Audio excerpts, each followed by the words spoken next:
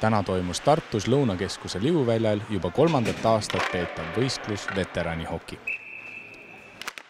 Täna on toimumus veteranihoki ja kohtuvad selle käigus Põhja- ja Lõuna-kaitseväelased, kaitseliitlased, reservväelased ja veteranid. Veteranihoki on oluline sellepärast, et see on koht, kus me eelkõige treeningute näol pakume võimalust koos ühist asja teha. Tasavägise mängu tulemusena jäi peale Põhja-Eesti meeskond tulemusega 7-5. Kuigi meeskonnaliikmed olid tulemusega rahul, toonitasid nad siiski, et oluline on võistluse sümboolne külg.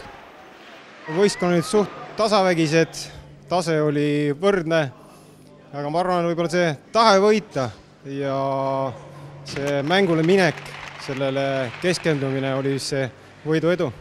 Minu jaoks on oluline see, et esiteks ta on veteranide päevale pühendatud mäng ja mingil määral on see ka spordi edendamine kaitseväes, et inimesed käiks sporti tegemas, füüsiliselt arendaksid ennast. Ütleme, et üks osa sellest veterani traditsioonist.